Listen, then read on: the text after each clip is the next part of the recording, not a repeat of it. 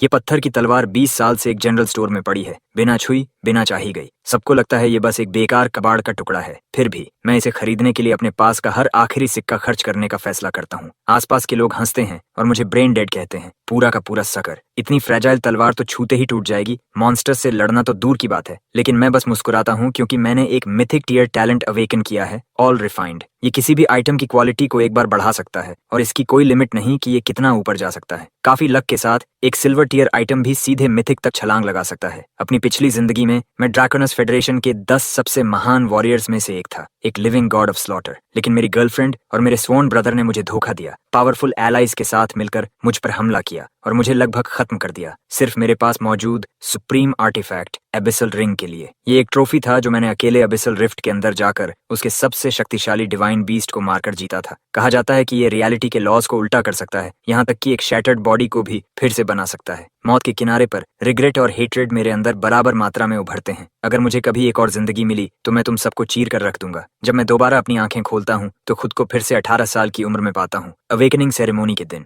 मेरी index finger पर एक पिच ब्लैक रिंग है, उस पर बने एंशिएंट डिवाइन मार्किंग्स पहले ही फीके पड़ चुके हैं। एबिसल रिंग ने सच में समय के बहाव को उलट दिया है। मैं अपने अंदर उठ रहे विचारों के तूफान को दबाता हूँ। इस दूसरी जिंदगी में मैं हर रिग्रेट को बदल दूंगा और डैनियल और एग्निया अपनी जान से इसकी कीमत चुकाएंगे। होस्ट का किलिंग इंटेंट क्रिटिकल थ्रेशोल्ड तक पहुंच गया है। God slayer class system bind हो रहा है। Binding complete. 1 initial spin awarded. Use now. अगले ही पल मेरे दिमाग में एक स्पिनिंग व्हील उभरता है जिसमें लाखों छोटे चमकते स्लॉट्स हैं। सिर्फ एक सोच के साथ मैं इसे स्पिन करने का आदेश देता हूँ। नीडल तेजी से घूमती है और आखिर में एक गोल्डन स्लॉट पर रुकती है। कंग्रेचुलेशंस होस्ट, आपने मिथिक टैलेंट प्राप्त किया है, ऑल रिफाइंड। डंजन के अंदर मिलने वाला कोई भी लूट क्वालिटी में अपग्रेड किया जा सकता है। हर आइटम को सीधे या इनडायरेक्टली सिर्फ एक बार रिफाइन किया जा सकता है। मैं स्टन्ड रह जाता हूँ। ये मिथिक टैलेंट किसी भी आइटम की क्वालिटी को फ्रीली बढ़ा सकता है। इसकी शक्ति लगभग डरावनी है। मैं धीरे से अपनी आंखें बंद करता हूँ। मेरे दिमाग में एक स्टेटस पैनल उभरता है। Crest class unawaken talent, all refined gold tier skills, god slayer strike, legendary phantom step,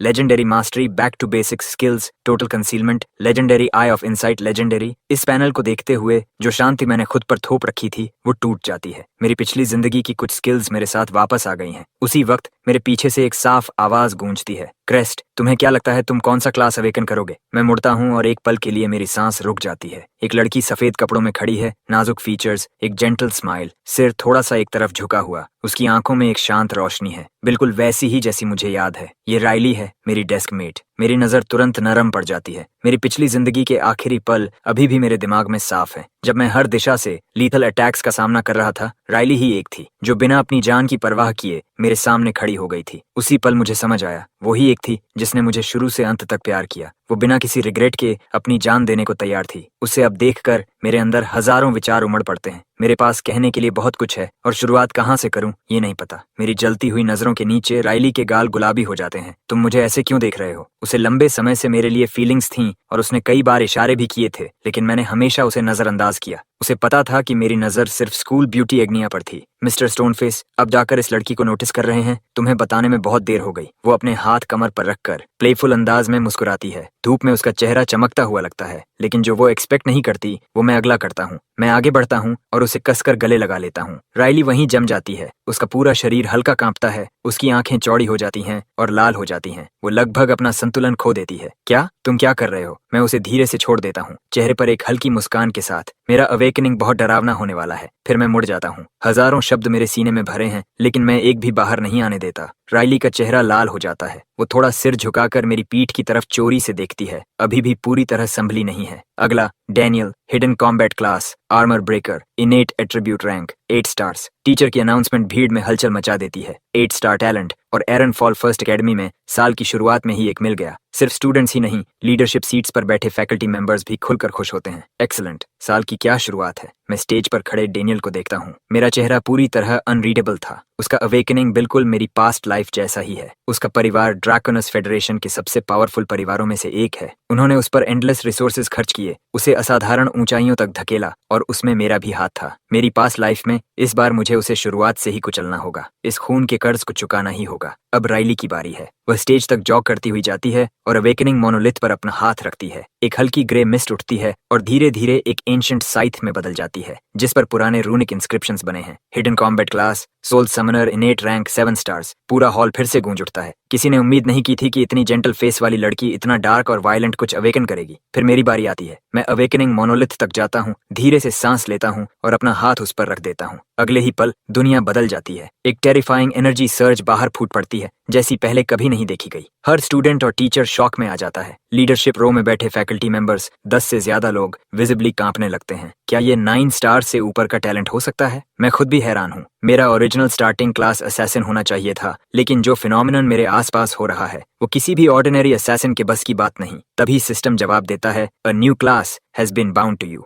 हवा में भरी टेरिफाइंग एनर्जी इकट्ठा होती है और कंप्रेस होकर एक लॉन्ग सोर्ड का शेप लेने लगती है। उसकी 3 फुट ब्लेड के आसपास की स्पेस में हेयरलाइन क्रैक्स पड़ने लगते हैं। Awakening complete. Mythic class blade saint. मेरा सिर घूमने लगता है। ये मिथिक है, लेजेंडरी से एक पूरा टियर ऊपर। इतिहास में किसी ने भी शुरुआत में मिथिक क्लास अवेकन नहीं किया, शायद मैं ही पहला हूँ। मैं तुरंत अपना passive skill total concealment activate करता हूँ और अपने ब्लेड सेंट क्लास को एक सिमिलर साउंडिंग सोर्ड चैनलर में डिस्गाइज कर देता हूँ। मैं किसी को नहीं बता सकता कि मैं असल में क्या हूँ। इससे जो ट्रबल आएगा वो वर्थ नहीं है। अवेकनिंग मोनोलिथ के आसपास का फिनोमिनन शांत हो जाता है और एक सॉलिड लॉन्ग सोर्ड में कंडेंस हो जाता है। हर स्टूडेंट और फैकल्टी मेंबर उस मैसिव इथीरियल ब्लेड को घूर रहा है जो आसमान में सस्पेंडेड है। पूरा कैंपस एकदम साइलेंट हो जाता है। कुछ देर बाद अवेकनिंग टीचर मुश्किल से रिजल्ट अनाउंस करता है। Crest इनेट attribute rank 10 stars. जैसे ही ये शब्द गिरते हैं, हॉल फट पड़ता है। 10 स्टार्स? ये बच्चा आखिर किस तरह का मॉन्स्टर है? मैंने सोचा था डेनियल का 8 स्टार आर्मर ब्रेकर ही इंसेन था, और अब ये एक परफेक्ट 10 स्टार्स। टीचर आगे बोलता है, हिडन क्लास सोर्ड चैनलर।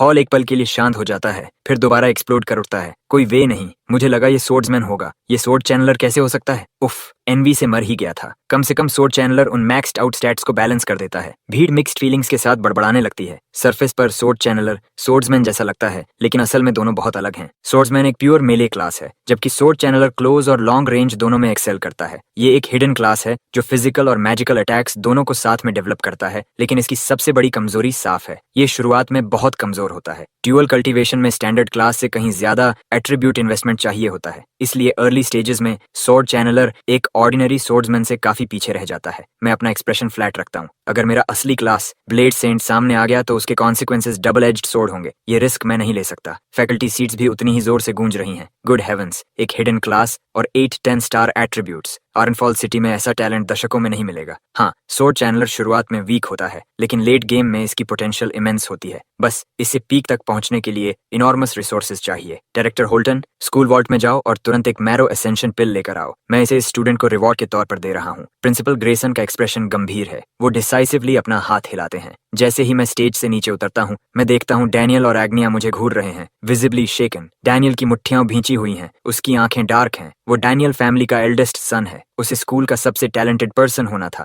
और मैंने उससे सब कुछ छीन लिया। वह झुकता है और आग्ना के कान में कुछ फुसफुसाता है। उसकी आंखें चौड़ी हो जाती हैं। क्या तुम इस बारे में श्योर हो? रिलैक्स, तुम्हें इसे ज्यादा देर तक सहना नहीं पड़ेगा। ज्यादा से ज्यादा कुछ साल, जब तक हम उससे जितना निकाल सकते हैं निकाल लें, फिर किसी डंजन के अंदर मौका ढूंढकर उसे खत्म कर देंगे। एजी धीरे से सिर हिलाती है। उसके चेहरे पर एक ठंडी मुस्कान फैल जाती है। मैं ये सब देखता हूँ। दूरी इतनी ज्यादा है कि एक शब्द भी सुन नहीं सकता, लेकिन मुझे जरूरत भी नहीं है। मुझे पहले से सब पता है। जब उन्हें लगता है कि मैं उनकी तरफ देख रहा हूँ तो वो इसे ग्रीटिंग समझ लेते हैं। डैनियल तो मुस्कुराते हुए हाथ भी हिलाता है। हर एंगल से इनोसेंस की तस्वीर। एग्निया अपने बाल झटकती है और मुझे एक फ्लर्टेशियस विंक देती है, लेकिन अंदर से वो सिर्फ कंटेम्प्ट से भरी है।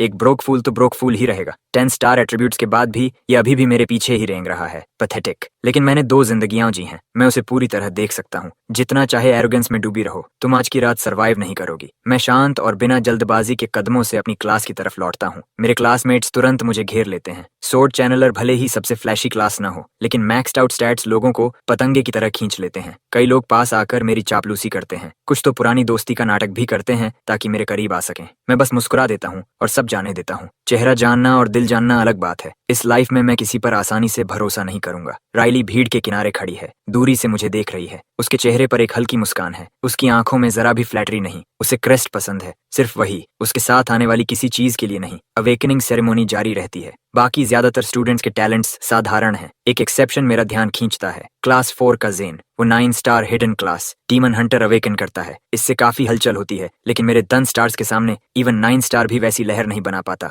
मैं जेन को ध्यान से देखता हूँ, सोच में डूबा हुआ। मेरी पास्ट लाइफ में वो बिगिनर डंजन के अंदर मर गया था। अवेकनिंग सेरेमोनी खत्म होने के बाद मैं अपने डॉर्म में लौटता हूँ और अपना पर्सनल स्टेटस पैनल खोलता हूँ। Crest level 1 class blade saint mythic tier words only Strength 10, Constitution 10, Agility 10, Spirit 10, Luck 10, Talent, All Refine, Primal Sword Soul, Skills, God Slayer Strike, Total Concealment, Phantom Step, Eye of Insight। यही होता है 10 starful attributes का मतलब। हर stat 10 से शुरू होता है। Level 1 पर ही कुल 50 पॉइंट्स। मेरे बेस स्टैट्स पहले से ही लेवल 5 के अवेकेंड फाइटर्स के बराबर हैं। मैं अपने पैनल में एक एडिशनल टैलेंट नोटिस करता हूँ, प्राइमल सोर्ड सोल। जैसे ही मैं पढ़ता हूँ कि ये क्या करता है, मेरी सांस रुक जाती है। ये मुझे किसी भी सोर्ड स्किल को सीखने की अनुमति देता है बिना किसी प्री रिक्विजिट के। सभी सोर्ड स्किल्स का डैमेज, स्पीड और मास्टरी ग्रोथ 300% बढ़ जाता है और ये इफेक्ट मेरे रैंक बढ़ने के साथ और मजबूत होता जाता है। मैं उन नंबर्स को अविश्वास से देखता हूँ, बाकी सब छोड़ भी दें। सिर्फ 3 गुना सोर्ड स्किल डैमेज ही काफी है। इसका मतलब है कि सबसे बेसिक आयरन सोर्ड के साथ भी मैं लेवल 3 से नीचे के किसी भी मॉन्स्टर को सोलो कर सकता हूँ। और ये तब है जब मुझे एक भी सोर्ड टेक्निक नहीं आती और इसके ऊपर मेरे पास पास्ट लाइफ के स्किल्स भी हैं। प्रैक्टिकली मैं एक डुअल क्लास फाइटर जैसा हूँ और अगर सोर्ड कभी काफी ना हो तो मुझे बस एक डैगर निकालना होगा। कल सुबह बिगिनर डंजन डिसेंड करेगा, हर न्यूली अवेकेंड प्लेयर उसमें खींच लिया जाएगा, कोई एक्सेप्शन नहीं। मेरी पास्ट लाइफ में मैंने हिडन बॉस से बचकर निकलना चुना था। वो बहुत खतरनाक था, लेकिन इस बार मुझे उसके पीछे जाना ही होगा। मैं अभी शुरुआत में हूँ और मुझे हर रिसोर्स चाहिए। थोड़ा रिस्क लेना बनता है। मैं अकेला जाऊंगा और हिडन बॉस को खुद खत्म करूंगा। जहां तक राइली की बात है, वो ठीक रहेगी। मेरी पास्ट लाइफ के अनुसार उसने दूसरे ग्रुप के साथ सेफली डंजन कंप्लीट किया था बिना एक स्क्रैच के। अब रिवेंज के बारे में सोचने का समय है। मेरे होंठों के कोने पर एक ठंडी मुस्कान उभरती है जब मैं अग्ना का भेजा हुआ मैसेज देखता हूँ। क्रेस्ट, क्या तुम्हें हमेशा से मैं पसंद नहीं थी? वेल, मैंने अपना मन बदल लिया है। मैं खुद से मुस्कुराता हूँ, बिल्कुल वैसे ही जैसे मेरी पास्ट लाइफ में हुआ था। शब्द शब्द ये मैसेजेस, यही वो चीज थी जिसने उसी रात हमारे रिलेशनशिप को कंफर्म किया था। मैं तुरंत रिप्लाई टाइप करता हूँ, टुनाइट मेन बिल्डिंग की रूफटॉप, अकेले आना। मैसेज भेजने के बाद मैं कैंपस से निकलता हूँ और अपनी याददाश्त के सहारे सीधे एक वेपन शॉप की तरफ बढ़ जाता हूँ। अपने पास्ट लाइफ से मुझे पता है कि इस शॉप में एक स्टोन लॉन्ग स्वॉर्ड मौजूद है। बाहर की पत्थर जैसी परत को तोड़ते ही अंदर छिपी असली ब्लेड सामने आ जाती है। ये एक सिल्वर टियर लॉन्ग स्वॉर्ड है, लेकिन इसकी खुरदरी बाहरी शक्ल ने अब तक किसी को इसकी असली कीमत समझने नहीं दी। मुझे इसे किसी और से पहले हासिल करना होगा। जैसे ही मैं पहुंचता हूं, वहां पहले से मौजूद स्टूडेंट्स के बीच हल्की हल्की फुसफुसाहट फैल जाती है। वे एक दूसरे को देखते हैं और धीमे स्वर में बात करते हैं। मैं सबको नजरअंदाज करते हुए सीधे काउंटर की तरफ बढ़ जाता हूँ। तभी करीब मिड-20s की एक युवा महिला भीड़ से बाहर निकलती है और मेरा रास्ता रोक लेती है। उसने गोल्ड रिम ग्लासेस पहन रखे हैं और उसके व्यक्तित्व में एक सधा हुआ आत्मविश्वास और शाही एलिगेंस झलकता है। एक्सक्यूज मी, घबराने की जरूरत नहीं है। मैं इजाबेला हूँ, आर्म कंसोर्शियम की वाइस डायरेक्टर। आज आप जो भी वेपन खरीदेंगे उसका पूरा खर्च कंसोर्शियम उठाएगा। कमरे में मौजूद सभी स्टूडेंट्स एकदम से हैरान होकर सांस खींच लेते हैं। ये ऑफर सच में चौंका देने वाला है। वेपन शॉप्स दुनिया की सबसे महंगी जगहों में गिनी जाती हैं। आम परिवार तो यहाँ झांकने तक की हिम्मत नहीं करते, खरीदना तो दूर की बात है। मैं उसकी मुस्कुराहट को देखता हूँ, लेकिन मेरे चेहरे पर कोई भाव नहीं आता। पूरा खर्च आप कह रही हैं, इसके बदले में मुझे आपको क्या देना होगा इजाबेला? मेरा शांत जवाब उसे थोड़ी देर के लिए चौंका देता है। उसने पहले से मेरी जानकारी जुटा रखी थी। उसे पता था कि मैं एक गरीब अनाथ हूँ जो यहाँ आने के लिए भी मुश्किल से पैसे जोड़ पाया होगा। उसे उम्मीद नहीं थी कि मैं ऐसे ऑफर से बिल्कुल भी प्रभावित नहीं होऊंगा। लगता है क्रेस्ट सिर्फ असाधारण प्रतिभाशाली ही नहीं बल्कि काफी समझदार भी है। तुमने सही समझा, मुझे तुमसे कुछ चाहिए। इजाबेला मुस्कुराती है और भीड़ की तरफ इशारा करती है। नीले कपड़ों में एक पतली सी लड़की आगे आती है। ये मेरी छोटी बहन है, क्लॉडिया। तुम्हें बस इसके साथ टीम बनाकर बिगिनर डंजन में इसकी रक्षा करनी होगी। बदले में मैं तुम्हारे चुने हुए किसी भी वेपन का खर्च उठाऊंगी। क्या कहते हो? मैं बिल्कुल भी प्रभावित नहीं होता। मैं क्लॉडिया को ध्यान से देखता हूँ। उसकी आंखों के पीछे एक शांत गर्व छिपा हुआ है। उसका टैलेंट शायद मुझसे कम हो, लेकिन उसके पास पैसा है और बहुत ज्यादा है। इस तरह के सौदे मेरे लिए नए नहीं हैं। सिर्फ न्यूली अवेकेंड प्लेयर्स ही बिगिनर डंजन में जा सकते हैं। कोई फैमिली गार्ड या हायर्ड फाइटर उनके साथ अंदर नहीं जा सकता। इसका मतलब है कि ओरम फैमिली की दूसरी बेटी को एक खतरनाक जगह में बिना किसी सुरक्षा के जाना होगा। जाहिर है उसे अपने साथ एक मजबूत फाइटर चाहिए और मैं इसके लिए एकदम सही हूँ। ये सोचकर मेरे चेहरे पर हल्की मुस्कान आ जाती है। मैं अपनी ठुड्डी सहलाता हूँ और जितना हो सके उतना मासूम चेहरा बनाता हूँ। ठीक है, फिर मुझे फ्रॉस्ट फैंग ड्रैगन ब्लेड चाहिए।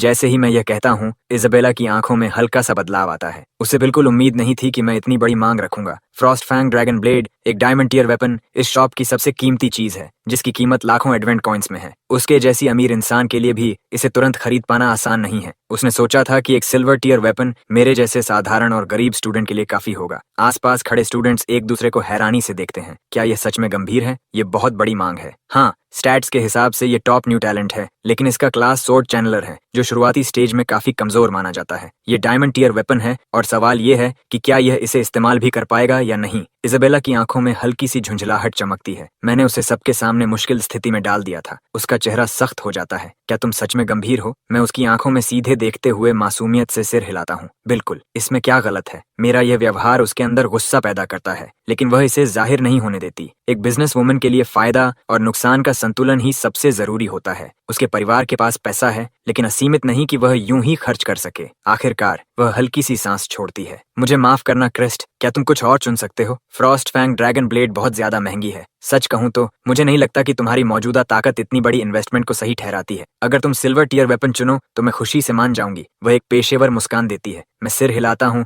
मेरी आवाज सीधी और अंतिम होती है। तो फिर रहने दीजिए, या तो वही सोर्ड या कुछ भी नहीं। इजाबेला की भौहें हल्की सिकुड़ जाती हैं। उसकी आंखों में असंतोष की झलक उभरती है। क्या तुम पक्का कह रहे हो? मेरे चेहरे पर कोई बदलाव नहीं आता। बिल्कुल पक्का। उसकी नजर ठंडी हो जाती है। वह हल्का सा सिर हिलाती है। ठीक है फिर क्लॉडिया, चलते हैं। क्लॉडिया मुझे एक संतुलित नजर से देखती है। ये पहली बार है जब उसने अपनी बहन को किसी नेगोशिएशन में पीछे हटते देखा है। इससे उसके मन में मेरे लिए एक अलग ही छाप बनती है। ये क्लासमेट सिर्फ असाधारण टैलेंट वाला नहीं है, इसका दिमाग भी कुछ अलग ही स्तर का है। उनके जाते ही मैं धीरे से सांस छोड़ता हूँ। मेरा कभी इरादा था ही नहीं मानने का, लेकिन सीधा इनकार करने से और दबाव बढ़ जाता। फ्रॉस्ट फैंग ड्रैगन ब्लेड मांगना सबसे आसान तरीका था उन्हें पीछे हटाने का। वैसे भी मैं डंजन के सबसे खतरनाक जोन में अकेले जाकर हिडन बॉस से लड़ने वाला हूँ। क्लॉडिया को साथ लाना इसे नामुमकिन बना देता। मैं भीड़ को पार करता हूँ और अकेले काउंटर तक पहुँचता हूँ। मैं एक फीमेल अटेंडेंट की तरफ देखता हूँ। मेरे लिए वह स्टोन सोर्ड नीचे उतार दीजिए। अटेंडेंट रुकती है, फिर मेरी उंगली के इशारे का पीछा करती है। वहां दीवार के डिस्प्ले केस के पीछे एक बदसूरत उभरी खाबरी पत्थर की चीज लटकी हुई है जो मुश्किल से लॉन्ग सोर्ड जैसी दिखती है। ये किसी हथियार से ज्यादा अधूरा पत्थर लगता है। इससे किसी को चोट पहुंचाना भी मुश्किल होगा। अटेंडेंट पलक झपकाती है, साफ तौर पर हैरान। क्या आप सच में यही लेना चाहते हैं? मैं सिर हिलाता हूँ।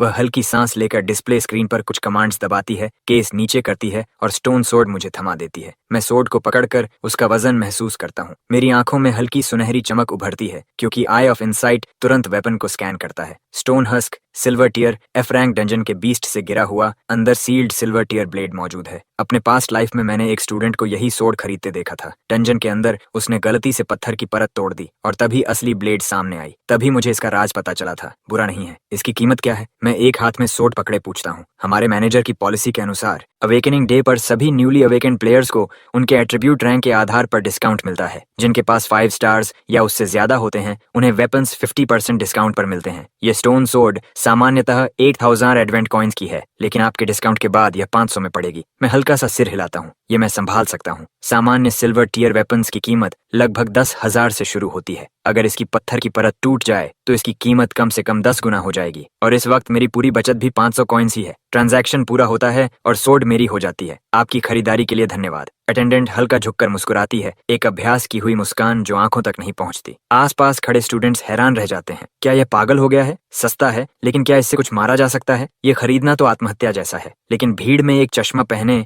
स्टूडेंट सोच में पड़ जाता है। डंजन में स्टोन वेपन्स अक्सर गिरते हैं, लेकिन वे आमतौर पर बेकार होते हैं। एक ही बार में टूट जाते हैं। हालांकि बहुत ही कम संभावना होती है कि कोई स्टोन वेपन असल में सील्ड ब्लेड हो। क्या यह उसी पर दांव लगा रहा है? उसके शब्द भीड़ को शांत नहीं करते, बल्कि और मजाक उड़ाने का कारण बनते हैं। मेरे पिता ब्लैकस्मिथ हैं। मुझे पता है कि ऐसी संभावना कितनी कम होती है। मैं कह सकता हूँ कि इस पूरी शॉप के सारे स्टोन वेपन्स मिलाकर भी एक ढंग की ब्लेड नहीं देंगे। 500 कॉइन्स ऐसे ऑड्स पर खर्च करना ये पूरी तरह मूर्खता है। मैं उनकी बातें सुनता हूँ, फिर चलते चलते रुक जाता हूँ। मेरे होंठों के किनारे पर धीमी मुस्कान उभरती है। कोई शर्त लगाना चाहता है? अगर मैं इस सोर्ड को तोड़कर असली ब्लेड निकाल दूं तो तुम मुझे 3000 एडवेंट कॉइन्स दोगे। अगर नहीं निकली तो मैं तुम्हें 5000 दूंगा। कोई तैयार है? मेरी आवाज पूरी शॉप में गूंजती है। स्टूडेंट्स, स्टाफ, यहाँ तक कि अटेंडेंट्स भी मुझे ऐसे देखते हैं जैसे मैं पागल हो गया हूँ। सील्ड ब्लेड मिलने की संभावना 1000 में 1, शायद 10,000 में 1 होती है। उनके मैनेजर या सबसे अनुभवी ब्लैकस्मिथ भी इस स्टोन में कुछ खास नहीं देख पाए, और फिर भी मैं इस पर दांव लगाने को तैयार हूँ। ये तो जैसे खुद पैसे बांटने जैसा है। स्टूडेंट्स तुरंत आगे आते हैं, इस मौके का फायदा उठाने के लिए उत्साहित। एक चौड़े कंधों वाला स्टूडेंट सबसे पहले आगे पहुंचता है, चेहरे पर जीत की चमक ली।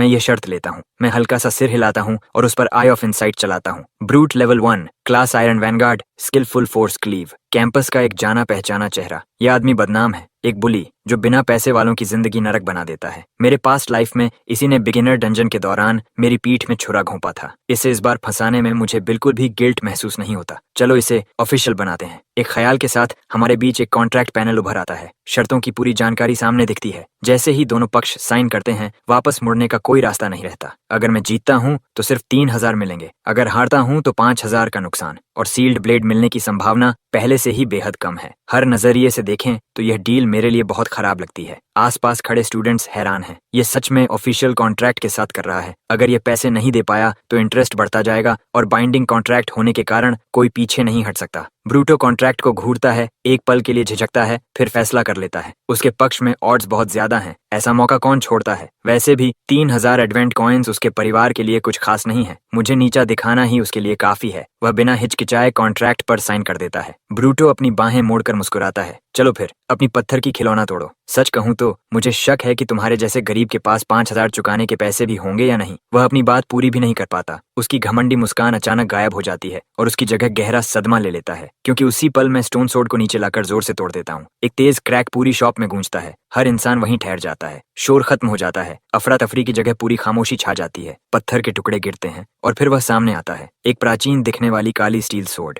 लगभग 3 FT लंबी डार्क ब्लेड, जिसमें गहरे क्रिम्सन वेन्स बहते खून की तरह धड़कते हुए नजर आते हैं। Crimson veined iron sword, silver lower grade, special trait blood drinker. किसी मॉन्स्टर को घायल करने पर ब्लेड उसका खून सोख कर यूजर की हेल्थ रिस्टोर करता है। आई ऑफ इनसाइट इसकी पूरी जानकारी दिखाता है। मैं पूरी तरह संतुष्ट हूँ। एक ऐसा वेपन जो हर वार के साथ मुझे हील करता है, जैसे हर लड़ाई में मेरे साथ एक पर्सनल मेडिक हो। आसपास खड़े सभी लोग जैसे बिजली गिरने से जड़ हो गए हों। लंबी खामोशी के बाद एक स्टूडेंट बोल पाता है। इसने सच में सील्ड ब्लेड निकाल ली, और दिखने से यह कम से कम सिल्वर टीयर है। ब्रूटो का चेहरा इसे देखते ही पीला पड़ जाता है। वह अनजाने में एक कदम पीछे हटता है, समझ ही नहीं पाता कि क्या हुआ। यह नामुमकिन है। वह लंबे और भारी विराम के बाद बोलता है। उसने सोचा था कि यह उसका जीतने का पल होगा, लेकिन वह पूरी तरह खेला जा चुका है। मैं शांत चेहरा बनाए रखता हूँ और उसकी तरफ हाथ बढ़ाता हूँ, जैसे यह परिणाम पहले से तय था। पैसे दो ब्रूटो। वह दांत पीसता है और मुश्किल से बोलता है, लकी ब्रेक। फिर वह अपने अकाउंट से 3,000 एडवेंट कॉइन्स मेरे अकाउंट में ट्रांसफर कर देता है। इससे बचने का कोई रास्ता नहीं है। एक साइंड कॉन्ट्रैक्ट इस दुनिया में कानून के बराबर होता है। सबसे ताकतवर लोग भी इसे तोड़ नहीं सकते। पेमेंट मिस करने पर इंटरेस्ट हर सेकंड बढ़ता है। उसके पास अभी देने के अलावा कोई विकल्प नहीं। मैं वेपन शॉप से आराम से बाहर निकलता हूँ। मेरा चेहरा उतना ही शांत है जितना पहले था। ब्रूट मुझे जाते हुए देखता है। उसका चेहरा गुस्से और शर्म के बीच बदलता रहता है, जैसे वह फटने वाला हो। उसकी आवाज धीमी और कांपती हुई निकलती है, क्रेस्ट। मैं इसे नहीं भूलूंगा। अपने प्राइवेट डॉर्म रूम में वापस आकर मैं सोर्ड को सामने रखता हूँ और ऑल रिफाइन एक्टिवेट करता हूँ। एक पवित्र सुनहरी रोशनी फैलती है और सोर्ड मेरी आंखों के सामने बदलने लगती है। ब्लड थर्स्ट ब्लेड, सिल्वर अपर ग्रेड, ब्लड ड्रिंकर। किसी मॉन्स्टर को घायल करने पर हेल्थ रिस्टोर होती है। ब्लड किल, किसी मॉन्स्टर को मारने पर 30 सेकंड्स के लिए सभी एट्रीब्यूट्स 5 पॉइंट्स बढ़ जाते हैं। मैं सच में हैरान हूँ। ये टैलेंट अपने नाम के मुताबिक है। सीधे लोअर सिल्वर से अपर सिल्वर तक का जंप, और साथ में एक नया स्पेशल इफेक्ट अनलॉक हो गया। ब्लेड खुद भी बदल गई है, ज्यादा भारी, ज्यादा तेज। बस पकड़ते ही फर्क महसूस होता है। मैं खिड़की से बाहर देखता हूँ। रात हो चुकी है। इसका मतलब है अब AGN से मिलने का समय आ गया है। मैं अकेले डॉर्म से बाहर निकलता हूँ। कुछ ही पलों बाद मैं रूफटॉप पर खड़ा हूँ। मेरी जेब में एक साधारण डैगर छुपा हुआ है। गॉड स्लेयर स्ट्राइक अपनी पूरी ताकत डैगर के साथ दिखाता है। सोर्ड के साथ इसका पावर काफी कम हो जाता है। मैं आग्ना को अपने सबसे ताकतवर मूव से खत्म करने वाला हूँ। क्रेस्ट, क्या तुम्हें सच में इतनी सुनसान जगह चुननी थी? आग्ना एक स्लीक ब्लैक ड्रेस में आती है। उसकी बेचैनी मुश्किल से छिप रही है। मैंने कहा था कि मैंने अपना मन बदल लिया है, लेकिन पहले मैं तुम्हें एक ट्रायल पीरियड से गुजरने दूंगी, फिर फैसला करूंगी। सब कुछ इस पर निर्भर करेगा कि तुम कैसा परफॉर्म करते हो। वह धीमी चालाक मुस्कान के साथ बात खत्म करती है। मैं अंदर ही अंदर ठंडा हंसता हूँ। ट्रायल पीरियड, असल में इसका मतलब है मुझे एक आज्ञाकारी नौकर की तरह इस्तेमाल करना, दिन रात डंजन में लड़ना और फिर ज्यादातर रिवॉर्ड्स उसे दे देना। अब पीछे मुड़कर देखता हूँ तो मैं पूरी तरह बेवकूफ था। मैंने अपनी कमाई का लगभग सब कुछ उसे दे दिया था। चांदनी के नीचे मेरी मुस्कान अब खून की प्यास से भरी लगती है और अग्निया इससे महसूस कर लेती है। उसकी रीढ़ में सिहरन दौड़ जाती है। तुम ऐसे क्यों मुस्कुरा रहे हो? उसे महसूस होता है कि मेरे अंदर कुछ बदल गया है, कुछ ऐसा जिसे वह समझ नहीं पा रही। मैं बिना किसी भाव के उसकी तरफ बढ़ता हूँ। हर कदम के साथ उसे और साफ महसूस होता है। मेरे अंदर से निकलती किलिंग इंटेंट ठंडी तलवार की तरह फैल रही है। कुछ गलत है। वह घबराने लगती है। क्रेस्ट, रुक जाओ और पास मत आओ। वह अपने हाथ उठाकर धीरे धीरे पीछे हटती है, खुद को तैयार करते हुए। मैं उसकी बात का कोई जवाब नहीं देता। एक झटके में मैं आगे बढ़ता हूँ और जेब से डैगर निकाल लेता हूँ। जैसे ही वह डैगर देखती है, एग्नेस की आंखें डर से फैल जाती हैं। उसने कभी सोचा भी नहीं था कि मैं इतना निर्दयी हो सकता हूँ। अब उसे समझ आता है कि मैंने इतनी सुनसान जगह क्यों चुनी। घबरा कर वह चिल्लाती है, तुम मुझे छूने की हिम्मत करोगे? डेनियल तुम्हें इसकी कीमत चुकवाएगा। मैं जानबूझकर उलझन भरा चेहरा बनाता हूँ और रुक जाता हूँ। डेनियल का नाम क्यों ले रही हो? मेरी प्रतिक्रिया उसे यकीन दिलाती है कि उसने मुझे डरा दिया है। डेनियल का परिवार ड्रैकोनस फेडरेशन के 3 सबसे ताकतवर परिवारों में से एक है। 10 स्टार टैलेंट भी उनके सामने नहीं टिक सकता। ठीक है, मैं बता देती हूँ। डेनियल ने ही मुझे तुम्हारे करीब आने के लिए भेजा था। तुम अब तक समझ ही गए होंगे, इसीलिए मैं नाटक खत्म कर रही हूँ। क्या तुम्हें सच में लगा कि तुम्हारे जैसे गरीब इंसान से मैं प्रभावित हो जाऊंगी और तुम मुझे मारना चाहते हो? कितना हास्यास्पद है। सिर्फ डेनियल का नाम लेना ही तुम्हें रोकने के लिए काफी है। वह घमंड से भरी खड़ी रहती है। उसकी मुस्कान ठंडी और निर्दयी है, लेकिन उसे जो मिलता है वह उसकी उम्मीद से बिल्कुल अलग है। मैं न कांपता हूँ न हिचकिचाता हूँ। मेरी आवाज पूरी तरह शांत होती है। अच्छा, मरने के लिए तैयार हो? वह एकदम स्थिर हो जाती है। उसे लगा था कि उसका नाम मुझे रोक देगा, इसलिए उसने इतने जहरीले शब्द बोले। हिम्मत है तो करके दिखाओ। वह अपनी बात पूरी भी नहीं कर पाती। मैं हरकत करता हूँ। मेरा पूरा शरीर खून जैसे लाल प्रकाश की एक लकीर बन जाता है, एक भयानक लहर जो आगना को एक पल में निगल लेती है। उसे लगता है जैसे वह खून के समुद्र और लाशों के पहाड़ों में डूब गई हो। चारों तरफ चीखती आत्माओं की आवाज गूंज रही हो। ब्लेड उसकी गर्दन पर एक सीधी रेखा खींच देता है। उसकी आंखों में सिर्फ अविश्वास बचता है। उसका सारा घमंड एक पल में खत्म हो जाता है। उसका शरीर गिर जाता है। मैं उसके शरीर की तरफ देखता हूँ। मेरे अंदर एक अजीब संतोष है और उसके नीचे गहरी थकान। मेरा दिमाग धुंधला होने लगता है। स्पिरिट एनर्जी खत्म होने के संकेत। गॉड स्लेयर स्ट्राइक अभी भी बहुत महंगा है। मेरे मौजूदा लेवल पर मैं इसे पूरी ताकत से इस्तेमाल भी नहीं कर सकता। थोड़ी देर आराम करने के बाद मैं झुकता हूँ और एग्नेस की जेब से उसका फोन निकालता हूँ। मैं हमारे बीच के सारे मैसेजेस डिलीट करता हूँ, फिर फोन को अपने हाथ में तोड़ देता हूँ। जैसे ही मैं डॉर्म में वापस आता हूँ, दरवाजे के बाहर एक बॉक्स रखा मिलता है जिसके ऊपर प्रिंसिपल ग्रेसन के साइन वाला लेटर है। बॉक्स के अंदर 2 चीजें हैं, मैरो एसेंशन पिल गोल्ड मिड ग्रेड। इसे लेने पर शरीर को अंदर से साफ करता है और फिजिकल एट्रीब्यूट्स बढ़ाता है। हर व्यक्ति पर सिर्फ एक बार असर करता है। मौजूदा कीमत 200,000 advent coins. Serpent scale shadow armour silver mid grade. एक मास्टर आर्मर स्मिथ द्वारा बनाया गया, पहने पर फुसफुसाहट जितना शांत और क्लॉज ब्लेड्स व अन्य शार्प अटैक्स को रोकने में सक्षम। कीमत 5,000 एडवेंट कॉइन्स। मेरी आंखें तेज हो जाती हैं। ग्रेसन बिल्कुल भी कंजूसी नहीं करता। सिर्फ मैरो एसेंशन पिल ही नहीं बल्कि एक डिफेंसिव आर्मर भी देता है। वह साफ तौर पर मेरी सुरक्षा में पूरा निवेश करना चाहता है। दुर्भाग्य से ये दोनों आइटम्स प्राइमारा के स्मिथ्स और एल्केमिस्ट्स द्वारा बनाए गए हैं, डंजन लूट से नहीं। इसलिए ऑल रिफाइन इन पर काम नहीं करता। मैं लेटर उठाता हूँ। हेलो क्रेस्ट, मेरा नाम ग्रेसन है, एरन फॉल फर्स्ट एकेडमी का प्रिंसिपल। अंदर की मैरो एसेंशन पिल स्कूल की तरफ से एक गिफ्ट है और आर्मर मेरी तरफ से। मैंने तुम्हारी स्कॉलरशिप भी इस साल के लिए 10,000 एडवेंट कॉइन्स कर दी है। एक दिन तुम सबसे बहुत ऊपर खड़े हो सकते हो। जब भी वह दिन आए जहाँ से तुमने शुरुआत की, उसे मत भूलना। तुम्हारी सफलता की कामना करता हूँ। यह एक इन्वेस्टमेंट है, लेकिन ग्रेसन शॉर्ट टर्म फायदा नहीं देख रहा। वह इस बात पर दांव लगा रहा है कि मैं आगे क्या बनूंगा। ऐसी दूरदर्शिता उसे एग्नियर जैसे छोटे सोच वाले लोगों से बिल्कुल अलग बनाती है। मैं बिना हिचकिचाए मैरो एसेंशन पिल निगल लेता हूँ। मेरे शरीर से हल्की रोशनी फैलती है। कॉन्स्टिट्यूशन +10, एक्सपीरियंस 500, रैंक बढ़कर लेवल 2 हो जाता है। 10 फ्री एट्रीब्यूट पॉइंट्स मिलते हैं। मैं खड़ा होकर अपना पैनल देखता हूँ। मैं सारे डन पॉइंट्स एजिलिटी में डाल देता हूँ। सोर्ड क्लास के लिए स्पीड और फ्लूइडिटी ही सब कुछ होती है। ये मेरे पास्ट लाइफ के असैसिन से बहुत अलग नहीं है। फिर मैं लेट जाता हूँ, आंखें बंद करता हूँ और नींद को खुद पर हावी होने देता हूँ। गॉड स्लेयर स्ट्राइक ने मेरे शरीर पर भारी असर डाला है। पूरी ताकत पाने के लिए मुझे आराम चाहिए। जब मैं उठता हूँ तब तक अगली सुबह हो चुकी होती है। जैसे ही मैं आंखें खोलता हूँ, गहरे नीले प्रकाश का एक स्तंभ मुझे घेर लेता है। अगले ही पल मेरा शरीर प्राइमारा से गायब हो जाता है। जब मैं फिर से आंखें खोलता हूँ, एक जंगल में खड़ा हूँ। आसपास की वनस्पति खतरनाक ऊर्जा से भरी हुई है। मैं ब्लड थर्स्ट ब्लेड निकालता हूँ और आगे बढ़ता हूँ। आगे से एक चीख सुनाई देती है। एक फीमेल प्लेयर का शरीर पेड़ों से गिरता है। उसके घाव साफ बताते हैं कि यह किसी कार्निवरस एप का काम है। तभी एक भयानक दहाड़ गूंजती है। एक विशाल और डरावना एप ऊपर से कूदता है। दोनों हाथ जोड़कर हथौड़े की तरह सीधे मेरी तरफ वार करता है। मैं तेजी से साइड स्टेप करता हूँ और मुश्किल से बचता हूँ। मैंने ये पहले ही भांप लिया था। इस मॉन्स्टर ने बॉडी का इस्तेमाल मुझे डिस्ट्रैक्ट करने के लिए किया। मैंने जानबूझकर इसे ऐसा करने दिया और इसके अटैक के लिए कमिट करने का इंतजार किया। मैं तुरंत पलटकर वार करता हूँ और ब्लेड उसके सिर पर मारता हूँ। एक बड़ा घाव बनता है, लेकिन वह गिरता नहीं। वह दहाड़ता है और फिर से मुझ पर हमला करता है। मैं हैरान हूँ। मैंने अभी तक कोई स्किल इस्तेमाल नहीं किया और मेरे पास सिल्वर अपर वेपन है, साथ में मैक्स स्ट्रेंथ और एजिलिटी। एक सामान्य मॉन्स्टर तो अब तक मर जाना चाहिए था। Eye of insight, blood claw ape king, level 3, strength 28, constitution 24, skill ground slam. अब समझ आया, यह सामान्य एप नहीं है बल्कि एप किंग है, इसलिए इसका आकार बाकी सबसे बड़ा है। जैसे ही उसका अटैक गिरता है मैं गायब हो जाता हूँ और सीधे उसके पीछे प्रकट होता हूँ। फैंटम स्टेप मेरे लेवल पर पूरी इनविजिबिलिटी देता है, इतनी तेज स्पीड की लगभग हर अटैक से बच सकता हूँ, लेकिन यह सिर्फ एक पल के लिए रहता है और इसकी कॉस्ट बहुत ज्यादा है। मैं उसके पीछे आकर ब्लेड को उसके सिर के पीछे से दिमाग तक घुसा देता हूँ। एक परफेक्ट किल। मेरे सामने एक स्क्रीन उभरती है, बीस्ट डिफीटेड,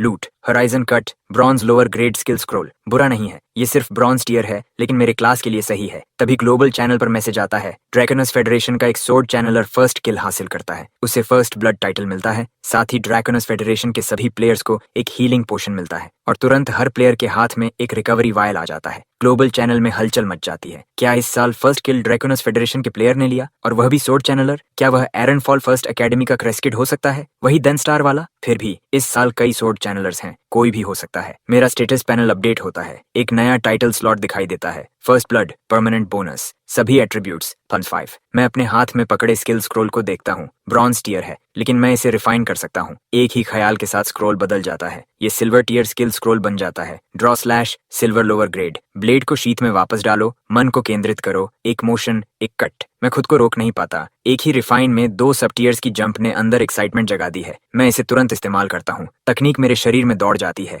एक तेज गूंजती ब्लेड की आवाज हवा में भर जाती है और मेरा पूरा शरीर गहरे नीले प्रकाश की एक स्वीपिंग आर्क बन जाता है। एक ही स्मूथ मोशन में साइडवेज कट लगता है, जहां से यह गुजरता है जमीन पर साफ निशान बन जाता है। आधा मीटर मोटा पेड़ एक ही वार में बीच से कट जाता है। मैं थोड़ा हैरान रह जाता हूँ, एक सामान्य सिल्वर टियर स्किल इतना पावरफुल नहीं होना चाहिए। यह जरूर प्राइमल सोर्ड सोल का असर है, हर सोर्ड टेक्निक की पावर और स्पीड 3 गुना। सच में कुछ अलग ही है। मैं घने जंगल में और अंदर बढ़ता हूँ, रास्ते में कुछ छोटे म्यूटेंट क्रीचर्स आते हैं, सभी बिना मेहनत के कट जाते हैं। जल्दी ही मैं लेवल 4 पर पहुंच जाता हूँ। बाकी न्यूली अवेकेंड प्लेयर्स के मुकाबले मैं पहले ही खतरनाक ऊंचाई पर हूँ। मैं दूर देखता हूँ, ध्यान केंद्रित। Hidden boss crimson rock cavern के पार है और वहां पहुंचने में अभी समय लगेगा। मैं पूरी स्पीड से आगे बढ़ता हूँ, जो भी मॉन्स्टर मिलता है तुरंत खत्म। लूट लगातार बढ़ता है और इन्वेंट्री बढ़ती जाती है। स्लॉटर जारी रहता है और मैं जल्दी ही लेवल 5 पर पहुंच जाता हूँ। रास्ते में कई नए स्किल स्क्रॉल्स गिरते हैं, उनमें से एक bronze lower grade sword technique all refine के बाद thunder strike blade art silver mid grade बन जाती है। मैं मुस्कुराता हूँ और स्क्रॉल को हाथ में तोड़ देता हूँ। तुरंत बिजली ब्लड थर्स्ट ब्लेड के चारों तरफ लिपट जाती है, जैसे एन्चांटमेंट हो। ब्लेड की शार्पनेस और स्ट्राइकिंग पावर एक लेवल ऊपर चली जाती है। तभी एक ग्रे बैक वाइल्ड वुल्फ झाड़ियों से निकलकर सीधे मुझ पर झपटता है। मैं ब्लेड उठाता हूँ और वार करता हूँ। बिजली एक पल में उसे चीर देती है और वह वहीं गिर जाता है। जैसे ही मैं सोर्ड शीथ करने लगता हूँ, आगे जंगल से एक साथ कई आवाजें गूंजती हैं। मेरी पकड़ टाइट हो जाती है। मैं देखता हूँ, हर दिशा से दर्जनों ग्रे बैक म्यूटेंट वुल्व्स मुझे घेर रहे हैं, तेज पंजे जो इंसान को पल भर में चीर सकते हैं। मेरे शरीर में ठंडी लहर दौड़ती है। इससे बुरा लक नहीं हो सकता। ये कम से कम स्मॉल बीस्ट टाइड है। कोई भी सामान्य टीम यहाँ खत्म हो जाती। एक पल के लिए मैं सोचता हूँ, फैंटम स्टेप मुझे बाहर निकाल सकता है, लेकिन इतना एक्सपीरियंस छोड़ना मैं नहीं चाहता। मैं अपनी जीभ होंठों पर फेरता हूँ। मेरी आंखों में एक भूखी चमक आती है। आई ऑफ इनसाइट से मैं पैक को स्कैन करता हूँ। उनकी एजिलिटी अच्छी है, लेकिन मुझसे कम। मैं लड़ने का फैसला करता हूँ। ब्लड थर्स्ट प्लेट के साथ हर किल मुझे तुरंत रिस्टोर करता है। अगर मैं पूरे पैक को खत्म कर दूं तो कई लेवल्स बढ़ सकते हैं। मैं गरजता हूं और आगे बढ़ता हूं, ड्रॉ स्लैश एक्टिवेट करते हुए। वुल्व्स डरते नहीं, उनकी संख्या ज्यादा है। जंगल उनकी आवाजों से भर जाता है। मैं वार करता हूं, ब्लेड पर बिजली चमकती है। मेरी मूवमेंट्स इतनी तेज हैं कि ब्लर हो जाती हैं। उनकी स्पीड के बावजूद मेरी सोर्ड्समैनशिप के सामने वे कुछ नहीं। थंडर स्ट्राइक, ब्लेड आर्ट और ड्रॉ स्लैश साथ मिलते हैं। उनकी कंबाइंड पावर तेजी से बढ़ती है। कुछ ही पलों में कई वुल्व्स गिर जाते हैं। मेरा एक्सपीरियंस लगातार बढ़ता है। मैं एक मशीन की तरह चलता हूँ, ठंडा चेहरा, लगातार वार, बिना रुके। कुछ ही समय में एक भी वुल्फ बाकी नहीं रहता। तभी पेड़ों के बीच से कुछ और निकलता है, एक विशाल वुल्फ। उसकी फर चांदनी में चमकती चांदी जैसी सफेद, उसका आकार बाकी सबसे बड़ा। ये पूरी तरह अलग स्तर का है। उसकी स्पीड डरावनी है। वह एक पल में दूरी खत्म करता है और मैं रिएक्ट भी नहीं कर पाता कि वह मेरी बांग छू जाता है। 2 गहरे घाव बनते हैं, खून बहने लगता है। आधा सेकंड और होता तो मेरा हाथ जा सकता था। आई ऑफ इनसाइट तुरंत सक्रिय होता है। Silver back wolf king level 6। Skills silver claw, fang rip, rapid charge. Wolf king मुझे घेरते हुए घूमता है, अगला वार सेट करता हुआ। मैं उसे घूरता हूँ। मेरा चेहरा शांत है। मैं सोर्ड को शीथ में डाल देता हूँ। फिर मैं आगे बढ़ता हूँ, पहले अटैक करने का फैसला करते हुए, जबकि मैं अभी भी ब्लीडिंग कर रहा हूँ, क्योंकि उस लास्ट एक्सचेंज में ड्रॉ रीच मैक्स मास्टरी हो चुका है और मिड फाइट ही flash draw silver mid grade में अपग्रेड हो गया। मैं ब्लेड को कसकर पकड़ता हूँ। स्पिरिट एनर्जी मेरे हाथ से होकर सोर्ड में दौड़ती है और एक पल में पूरी ब्लेड क्रैकलिंग लाइटनिंग की आर्क से जल उठती है। अगले ही मोमेंट मैं डीप ब्लू लाइटनिंग की एक स्ट्रीक बन जाता हूँ। ब्लेड प्योर लाइट की एक लाइन छोड़ते हुए सीधा कट करती है। ये स्लैश इतना तेज है कि वुल्फ किंग रिएक्ट करने का मौका भी नहीं पाता और जमीन पर गिर जाता है, dead. Wolf king slain. Experience plus 500, flash draw mastery plus 145, thunder strike, blade art mastery plus 100 loot, iron cleave, bone splitter, wolf king's heart. बाकी के वुल्व्स जम जाते हैं, फिर पैनिक में आ जाते हैं। जो ज्यादा कावडली हैं वो पहले ही मुड़कर भागने लगते हैं। मैं तुरंत उनका पीछा करता हूँ, पैक के बीच फैंटम की तरह मूव करते हुए। एक भी नहीं बचता। हर एक वुल्फ मेरी ब्लेड से गिरता है। मेरा लेवल सीधा 10 तक जंप कर जाता है। इसकी स्पीड अनमैच्ड है। Rank up quest, slay the guardian of crimson rock cavern, reward advance to first rank blade saint. जब ऑर्डिनरी प्लेयर्स अपना रैंक अप क्वेस्ट कंप्लीट करते हैं तो वो अपनी फर्स्ट ट्रू क्लास चूज कर सकते हैं। Sword shield fighter, dualist, blade technician और भी बहुत कुछ। लेकिन मेरे लिए ये अलग है। ब्लेड सेंट ऑलरेडी एग्जिस्टेंस की हाईएस्ट क्लास है। सिर्फ एक ही रास्ता है, आगे बढ़ना, एट्रीब्यूट्स को डीपन करना और स्किल्स को स्ट्रेंथन करना। कोई ब्रांचिंग नहीं, कोई चूजिंग नहीं। मैं अपना स्टेटस पैनल खोलता हूँ और ज्यादातर एट्रीब्यूट पॉइंट्स एजिलिटी में डाल देता हूँ, जबकि कुछ स्पिरिट में जाते हैं। स्किल्स पूरी तरह स्पिरिट एनर्जी पर डिपेंड करती हैं और मैं इसे खत्म होने नहीं दे सकता। एजिलिटी 100 को ब्रेक कर जाती है। Blade sync class skill unlocked, sword dance master platinum lower grade. अब मैं किसी भी सोर्ड टाइप वेपन को इक्विप कर सकता हूँ, चाहे लेवल या क्लास रिक्वायरमेंट्स कुछ भी हों। मेरे हाथों में सभी सोर्ड वेपन्स की शार्पनेस डबल हो जाती है। मेरी आंखें फ्लिकर करती हैं। ये एक पावरफुल इफेक्ट है। इसका मतलब है कि मैं गेम के हाईएस्ट टीयर सोर्ड वेपन्स भी इक्विप कर सकता हूँ। अभी मेरे पास स्किल्स का एक सॉलिड सेट है। अब टाइम है क्रिम्सन रॉक कैवर्न का सामना करने का। मैं अपने याद किए हुए राउट को फॉलो करता हूँ और आगे बढ़ता हूँ। जैसे ही हिडन बॉस गिरता है, डंजन खत्म हो जाएगा। ये सोचकर मैं टोटल कंसीलमेंट एक्टिवेट करता हूँ। अपने किल काउंट और लेवल को पूरी तरह हाइड कर देता हूँ। वंस एक्टिव, डंजन का एब्सोल्यूट सिस्टम भी इसे ट्रैक नहीं कर सकता। इसका मतलब है कि मैं किसी भी लीडर बोर्ड पर दिखाई नहीं दूंगा। अभी के लिए यही मुझे चाहिए। लेकिन कंसीलमेंट कितना भी डीप क्यों ना हो, डंजन खत्म होते ही ट्रू रैंकिंग सामने आ जाएंगी और जब वो सामने आएंगी, मेरे रिजल्ट्स पूरी दुनिया को हिला देंगे। अभी के लिए मुझे शांत रहना है। जब मैं हिडन बॉस का सामना करूंगा, मैं किसी भी कॉम्प्लिकेशन का रिस्क नहीं ले सकता। उसी समय एरन फॉल फर्स्ट एकेडमी के कॉन्फ्रेंस रूम के अंदर स्कूल का सीनियर स्टाफ टेंस साइलेंस में खड़ा है। हर किसी की नजर सामने लगी स्क्रीन पर है। Beginner dungeon 144 leaderboard. First place level 8 Lucas, second level 7 J, third level 6 player A. Aaron Fall और आसपास के सिटीज के स्ट्रॉन्ग न्यू टैलेंट्स रैंकिंग्स में भरे हुए हैं, लेकिन क्रेस्ट कहीं भी नहीं है। टॉप 500 में भी नहीं। ये क्या हो रहा है? उसकी क्लास सोर्ड चैनलर हो सकती है, लेकिन उसके स्टैट्स मैक्स्ड हैं। इवन अगर उसकी स्किल्स अभी स्ट्रॉन्ग नहीं है, तो भी शेयर फोर्स से कुछ स्किल्स तो होनी चाहिए। वो टॉप 500 में भी क्यों नहीं है? प्रिंसिपल ग्रेसन अपने आर्म्स क्रॉस किए खड़ा है, एक्सप्रेशन ग्रेव। उसने क्रेस्ट पर काफी इन्वेस्टमेंट किया है और जो कुछ वो रिटर्न में एक्सपेक्ट करता है वो क्रेस्ट के ग्रो करने पर डिपेंड करता है। अगर क्रेस्ट बिगिनर डंजन में मर गया तो ये एरन फॉल फर्स्ट एकेडमी के लिए एक भारी झटका होगा। तभी एक वुमन कॉन्फ्रेंस रूम में एंटर करती है। उसके हाथ पीछे बंधे हैं, फेस अनरीडेबल। ग्रेसन तुरंत खड़ा हो जाता है और बाकी स्टाफ मेंबर्स बाव करते हैं। Deputy mayor welcome. वुमन हल्का सा नॉड करती है। ये विक्टोरिया है, एरन सिटी की करंट डेप्यूटी मेयर। मैंने सुना है कि आपकी स्कूल ने इस साल कुछ एक्सेप्शनल टैलेंट्स प्रोड्यूस किए हैं, इसलिए मैं यहाँ आई हूँ। लेकिन जिस स्टूडेंट क्रेस्ट का आपने जिक्र किया था, वो मुझे इस लीडर बोर्ड पर कहीं नहीं दिख रहा। ग्रेसन के माथे पर पसीना आ जाता है। My apologies deputy mayor Victoria. एक डिटेल है जो मैंने मेंशन नहीं की। क्रेस्ट की क्लास सोर्ड चैनलर है, जिसका अर्ली गेम कॉम्बैट स्ट्रेंथ थोड़ी वीक होती है। ग्रेसन अपनी बात पूरी भी नहीं कर पाता। इवन सोर्ड चैनलर के लिए इवन वीक अर्ली गेम को काउंट करने के बाद भी ऐसा कोई रीजन नहीं है कि वो इतना पीछे रह जाए। एक सिंगल डंजन के टॉप 500 में भी नहीं। ग्रेसन और बाकी फैकल्टी मेंबर्स सब दबाव को महसूस करते हैं। कोई भी इसे समझ नहीं पा रहा। क्या क्रेस्ट की लक सच में इतनी खराब हो सकती है? सीधे मॉन्स्टर क्लस्टर में ड्रॉप होकर आते ही मारा गया। प्लीज अभी अलार्म्ड मत होइए डेप्यूटी मेयर। क्रेस्ट के अलावा इस साल हमारे पास और भी स्ट्रॉन्ग प्रोस्पेक्ट्स हैं। जेन, 9 star talent, hidden class, demon Hunter. ये इस साल का हमारा सबसे बड़ा सरप्राइज है क्रेस्ट के बाद। फिलहाल सेकंड प्लेस पर है और स्ट्रॉन्ग फाइट कर रहा है। ये हमारा बेस्ट कैंडिडेट है लूकस फ्रॉम स्टोनर सिटी को चैलेंज करने के लिए। और एक यंग वुमन है जिसने hidden class soul summoner awaken किया है। 7 स्टार टैलेंट। उसके पास रियल पोटेंशियल है, अभी 19th रैंक पर है। और डैनियल फैमिली का eldest son, 8 star innate talent, hidden class armour breaker, फिलहाल 4th पोजीशन पर है। ग्रेसन एक एक करके पूरी लिस्ट गिना देता है, हर स्टैंड आउट स्टूडेंट को कवर करते हुए जो स्कूल ने इस साल प्रोड्यूस किए हैं। विक्टोरिया का एक्सप्रेशन स्टेडी रहता है। वो हल्का सा नॉड करती है। ये जेन सच में इम्प्रेसिव है, एक रियल डार्क हॉर्स। लेकिन स्टोनर सिटी का ये न्यू टैलेंट लूकस, वो बिल्कुल अलग लेवल पर है। 10 star innate talent, hidden class blade berserker. वो इस जनरेशन का डिफाइनिंग जीनियस है। मैं सिर्फ इतना चाहती हूँ कि एरन फॉल से कोई एक प्लेयर उसके साथ पेस बनाए रखे, या कम से कम बहुत पीछे ना रहे। अगर इस साल एरन फॉल बॉटम पर फिनिश करता है तो अगले साल पिलर अलायंस ज्वाइन करने की एलिजिबिलिटी खो देगा। ये कहते हुए विक्टोरिया की आंखों में हल्की चिंता दिखती है। और ठीक उसी मोमेंट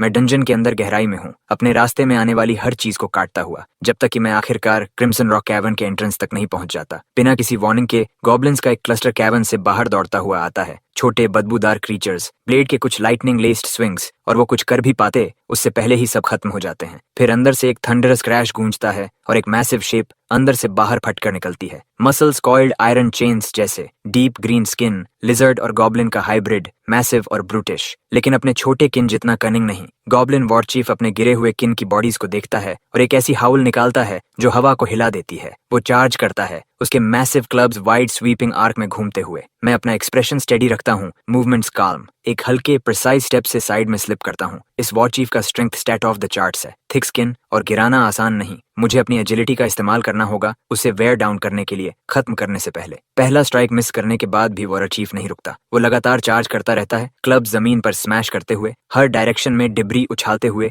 एक एक करके पेड़ों को गिराता हुआ। मैं पूरी तरह कंपोज्ड रहता हूँ। चाहे वॉर चीफ कैसे भी अटैक करे, वो मुझे हिट नहीं कर सकता, मेरी स्लीव का किनारा तक नहीं छू पाता। धीरे धीरे वॉर चीफ की स्टेमिना खत्म होने लगती है। वो गरजता है और अपना स्किल यूज करता है। अगले ही पल उसके मुंह से वेनम का एक टॉरेंट टेरिफाइंग स्पीड से निकलता है। जिस भी पेड़ को वो छूता है वो मुरझा जाता है, लीव्स सूख कर गिर जाते हैं। मैं बिना झिझके उसका सामना करता हूँ। लाइटनिंग ब्लड थर्स्ट ब्लेड में भर जाती है। मैं फ्लैश ड्रॉ एक्टिवेट करता हूँ और सीधे उसके सामने चार्ज करता हूँ, एक सुइसाइडल चार्ज। कोई भी ह्यूमन बॉडी इतने कॉन्सेंट्रेटेड वेनम को सर्वाइव नहीं कर सकता। वॉर चीफ के अगली फेस पर एक ग्रोटेस्क स्माइल आ जाती है, लेकिन अगले ही पल वो स्माइल गायब हो जाती है, क्योंकि उसी फ्रैक्शन ऑफ अ सेकंड में मैं फैंटम स्टेप एक्टिवेट करता हूँ। मेरा पूरा शरीर जैसे दुनिया से गायब हो जाता है, एक ब्लर्ड शैडो में बदलकर वेनम के टॉरेंट के आर पार निकल जाता है, ब्लेड के साथ। उसी सांस में मैं वॉर चीफ के आर पार निकल जाता हूँ। डीप ब्लू सोर्ड लाइट की एक आर्क उसकी नेक को कट करती है और गॉब्लिन वॉरर चीफ गिर जाता है। Elite monster slain. Goblin warrior chief. Rank up quest complete. First rank blade saint achieved. All attributes plus 10,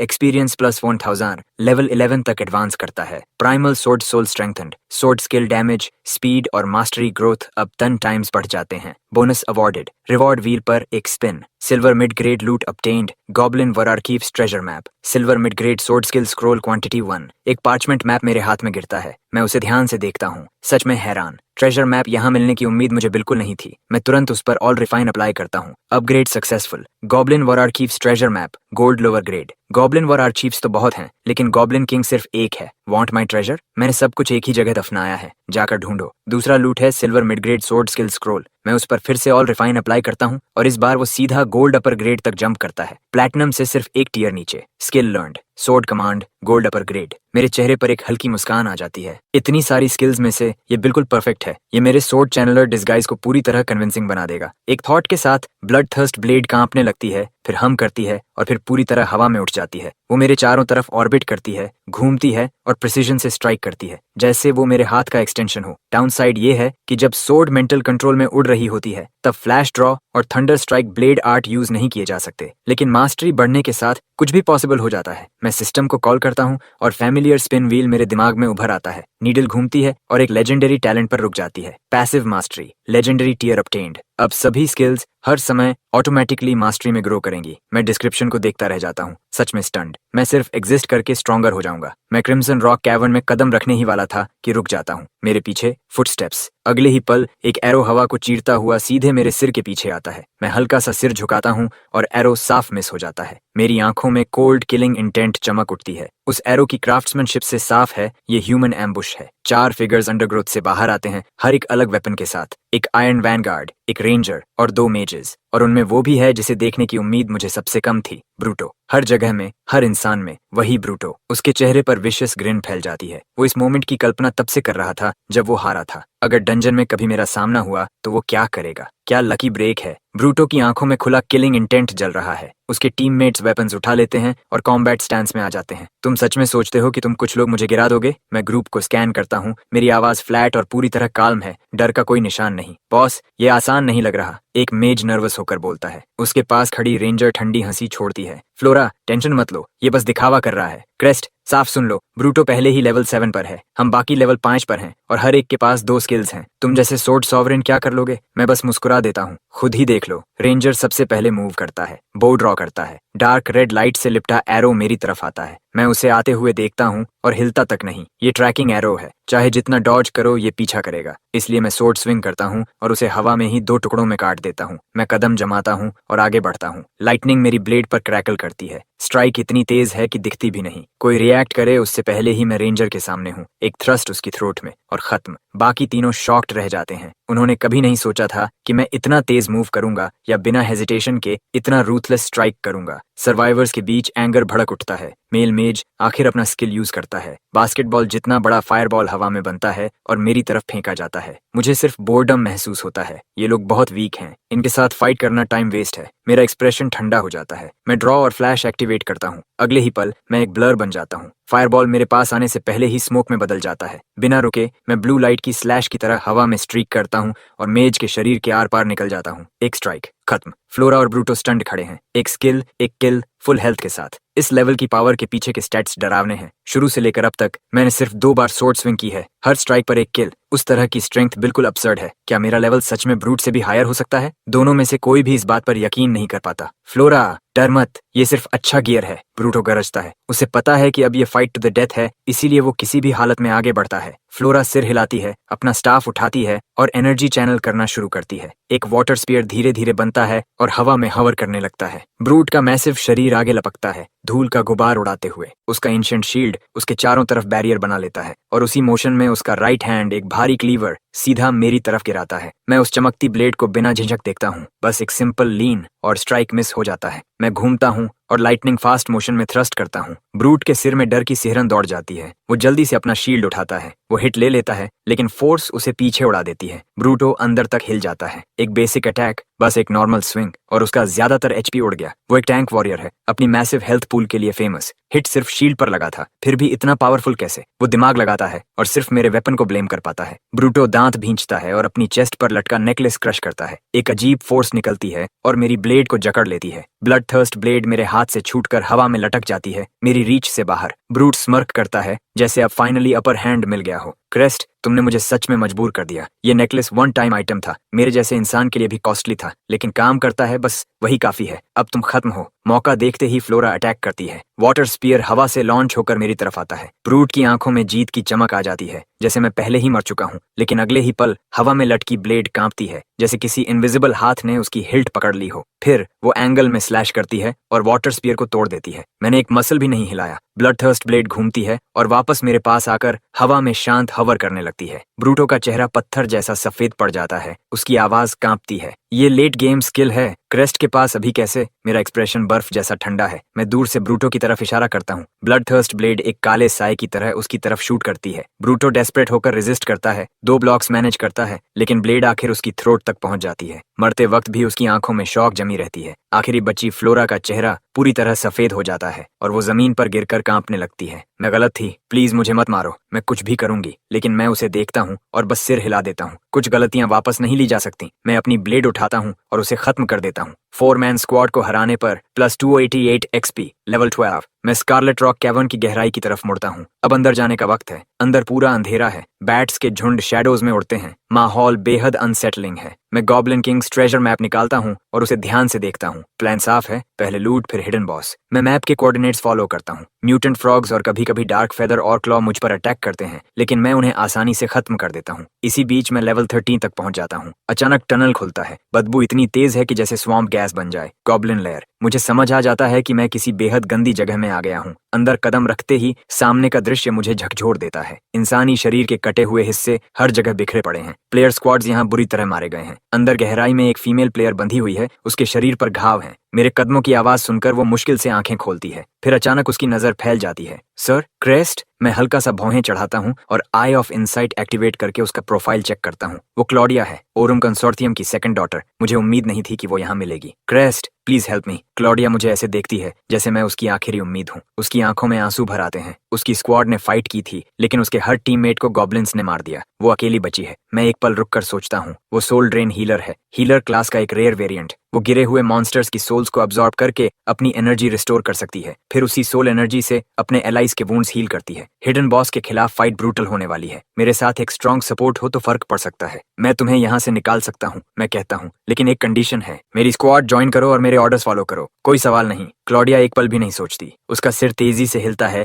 जैसे वो अपनी जान बचाने के लिए नॉड कर रही हो। क्लॉडिया स्क्वाड ज्वाइन कर लेती है। मैं लीडर सेट हो जाता हूँ। मैं ब्लेड उठाकर उसके बंधे रोप्स को काट देता हूँ। वो कुछ देर स्ट्रगल करती है, फिर किसी तरह खड़ी हो पाती है। उसके शरीर पर रेड रोप मार्क्स हैं, चेहरा पीला है, आंखें लाल हैं। वो मुझे ऐसे देखती है जैसे मैंने उसकी दुनिया बचा ली हो। जो कुछ उसके साथ हुआ है वो भयानक है। गॉब्लिन्स ने कैप्चर किया, फिर आखिरी मोमेंट पर रेस्क्यू हुई। कोई भी इस हालत में टूट सकता है। क्रेस्ट, चलो यहाँ से निकलते हैं, क्लॉडिया घबरा कर कहती है। उसकी आंखें चारों तरफ घूम रही हैं। यहाँ एक गॉब्लिन चीफ है, उसी ने मेरी टीम को मारा। वो बाहर की आवाज सुनकर गया है, लेकिन कभी भी वापस आ सकता है। मैं उसे बीच में रोकता हूँ। चिंता मत करो, मैं उसे पहले ही मार चुका हूँ। वो मुझे घूरती रह जाती है। ये कैसे पॉसिबल है? तुम अकेले हो, कोई स्क्वाड नहीं, और तुम सोर्ड सॉवरेन हो, सबसे वीक अर्ली गेम क्लास। उसे यकीन ही नहीं होता। उसे लगता है मैं बोस्ट कर रहा हूँ। उसने खुद देखा है कि गॉब्लिन चीफ कितना टेरिफाइंग था, कैसे वो प्लेयर्स को एक एक करके काट रहा था। मैं गॉब्लिन किंग्स ट्रेजर मैप उसके सामने दिखाता हूँ। प्रूफ। वो मैप को देखती है, कुछ पल के लिए फ्रीज हो जाती है, फिर शॉक उसे पूरी तरह पकड़ लेता है। ठीक है, अब मुझे यकीन है, ये पागलपन है। गॉब्लिन चीफ लेवल 10 एलीट था। फिर उसे कुछ याद आता है।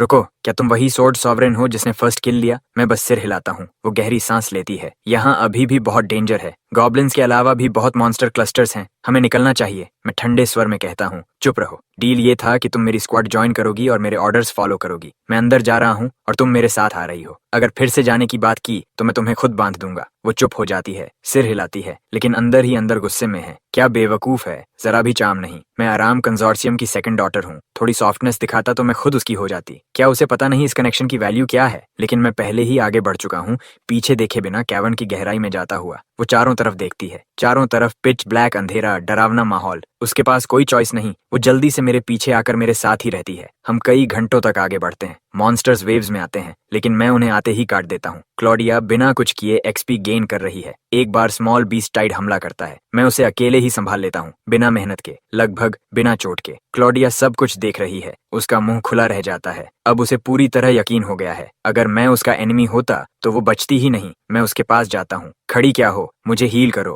क्लॉडिया तुरंत स्किल एक्टिवेट करती है। वायोलेट लाइट उसकी हथेली में चमकती है और मेरे अंदर बह जाती है। मेरे आर्म के वुंड्स कुछ ही सेकंड्स में ठीक हो जाते हैं। ब्लड थर्स्ट ब्लेड में थोड़ी हीलिंग एबिलिटी है, लेकिन बहुत कम। एक प्रॉपर हीलर के सामने कुछ नहीं, इसलिए मैं उसे साथ लाया हूँ। तुम्हारा लेवल क्या है? तुम्हारी वजह से अभी 10 पहुंची हूँ। मेरा क्लास एडवांसमेंट क्वेस्ट आ गया है। मुझे एक एलीट मॉन्स्टर मारना होगा। वो नर्वस होकर कहती है। ठीक है, मैं करवा दूंगा। तुम सोल में एडवांस करोगी? वो सिर हिलाती है, लेकिन अंदर से सरप्राइज्ड है। उसे पता है कि वो किस क्लास में एडवांस होगी। इतनी नॉलेज हर किसी के पास नहीं होती। मैं उसे एक एलीट मॉन्स्टर तक ले जाता हूँ और वो एडवांसमेंट कंप्लीट कर लेती है। सोल्म अनलॉक्ड। उसे नया स्किल मिलता है, shield boost. Targeted teammate energy spend करके कंटिन्यूअसली ब्लॉक चांस बढ़ाता है। कुछ ही देर में हम उस जगह पहुंच जाते हैं जो गॉब्लिन किंग के मैप पर मार्क्ड थी। मैप लाइट की स्ट्रीम में बदलकर जमीन में समा जाता है। मैं सोर्ड सॉवरेन स्किल एक्टिवेट करता हूँ और जमीन पर स्लैश करता हूँ। एक डीप पिट खुलता है और उसके अंदर एक डार्क पर्पल चेस्ट रखा है। Dark purple treasure chest, gold tier, lower grade. मैं उसे अभी नहीं खोलता। इसके बजाय मैं ऑल असेंशन एक्टिवेट करता हूँ और चेस्ट को ही अपग्रेड कर देता हूँ। चेस्ट वायलेट लाइट से चमकने लगता है। उसकी सरफेस अब क्लियर ब्लू जेमस्टोन से जड़ी हुई है। Dark knight chest, platinum tier, lower grade.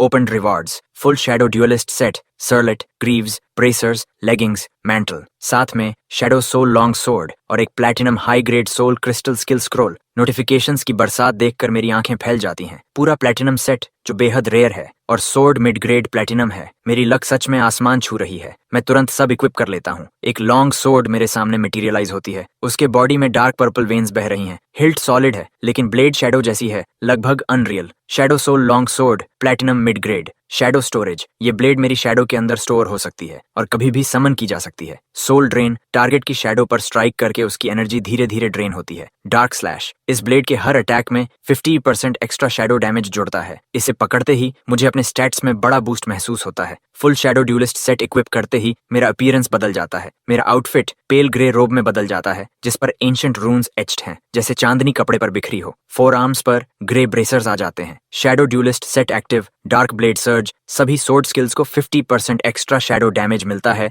जो फिजिकल डिफेंस को बाईपास करता है। Shadow strike. किसी भी सोर्ड स्किल के यूज पर 60% चांस है कि एक शैडो बने जो एक एक्स्ट्रा स्लैश दे, नॉर्मल अटैक जितना पावरफुल। इन इफेक्ट्स को पढ़कर मेरे अंदर एक्साइटमेंट की लहर दौड़ जाती है। ये सच में बहुत पावरफुल है। मैं शैडो सोल लॉन्ग सोर्ड को रिलीज करता हूँ। वो मेरे पैरों की शैडो में गिरकर गायब हो जाती है। जरूरत पड़ते ही मैं उसे वापस निकाल सकता हूँ। क्लॉडिया मेरी नई फुल सेट को देखकर स्टन्ड रह जाती है। प्लैटिनम गियर ओपन मार्केट में कम से कम 1 मिलियन में बिकता है। और ओरम कंसोर्शियम की सेकंड डॉटर होने के बावजूद ये अमाउंट उसे भी चौंका देता है। ये लो, इसे यूज करो। मैं platinum high grade soul crystal skill scroll उसकी तरफ फेंकता हूँ। ज्यादातर प्लेयर्स प्लैटिनम स्किल्स चौथे या पांचवें क्लास एडवांसमेंट पर सीखते हैं। इतना महंगा स्क्रोल और मैं उसे बिना किसी शर्त दे देता हूँ। क्लॉडिया पूरी तरह शॉक में है। तुम सच में ये मुझे दे रहे हो? इसकी कीमत कम से कम 1 मिलियन है। वो हेजिटेंट होकर उसे लेती है, जैसे उसे लगता है कि मुझे इसकी वैल्यू नहीं पता, लेकिन मेरा एक्सप्रेशन फ्लैट रहता है। आगे फाइट टफ होगी। तुम्हारी स्किल्स जितनी स्ट्रांग होंगी, हमारे चांसेस उतने बेहतर होंगे। मुझे हिडन बॉस की ताकत पता है। क्लॉडिया की तरफ एक एक्स्ट्रा स्किल जीत और मौत के बीच फर्क बन सकती है। वो बहस बंद कर देती है और तुरंत यूज करती है। Skill acquired soul resonance. Activate करने पर सभी पार्टी मेंबर्स को 200% बोनस एक्सपीरियंस मिलता है। क्लॉडिया की आंखें चमक उठती हैं। सोल रेजोनेंस ये लेट गेम सोल मिनर स्किल है। अगर हम 7 पार्टी में रहे तो स्प्लिट होने के बाद भी फुल एक्सपीरियंस मिलेगा। वो एक्साइटमेंट में लगभग उछल रही है। मैं हल्की सी मुस्कान देता हूँ। इस स्किल के साथ पार्टी मेंबर होने से मेरा एक्सपीरियंस कट नहीं होगा। किसी और टीम के लिए ये अनथिंकेबल होता। मैं क्लॉडिया को आगे लेकर बढ़ता हूँ। हमें कैवर्न के अंदर एक छोटा एग्जिट मिलता है। बाहर एक विशाल फॉरेस्ट फैला हुआ है। उसके बीच में एक ब्लड रेड लेक है, जिसकी सरफेस उबलते क्रिम्सन पानी जैसी हिल रही है। मेरा एक्सप्रेशन सख्त हो जाता है। लगभग 1 आवर में हिडन बॉस यहीं अपीयर होगा। मुझे ये अपनी पास्ट लाइफ से पता है। जेन, जो उस लाइफ में हमारे स्कूल का स्ट्रॉन्गेस्ट क्लास एडवांसर था, यहीं मरा था। वही था जिसने सबसे पहले हिडन बॉस को ढूंढा। मरने से पहले उसने मुझे कॉम चैनल के जरिए लोकेशन भेजी थी, लेकिन उसे बॉस ने नहीं मारा था, उसे लुकास ने मारा, पड़ोसी सिटी का प्रोडिजी। मुझे सब साफ याद है और तब से मैं उस रूथलेस कोल्ड ब्लडेड प्लेयर पर नजर रखे हुए हूँ। इसी इंस्टेंस के किसी और हिस्से में एक यंग मैन अपनी नैरो ब्लेडेड सोर्ड पकड़ता है। उसकी पूरी प्रेजेंस डेंजर से भरी है। कुछ ही सेकंड्स में वो 2 प्लेयर्स को काट गिराता है। वो बॉडीज को देखता है और मुस्कुराता है, एक्साइटमेंट से भरा हुआ। ये लुकास है, इस साल वंग सिटी का टॉप प्लेयर। इंस्टेंस में एंटर करने के बाद से ही वो कार्नेज का निशान छोड़ता जा रहा है,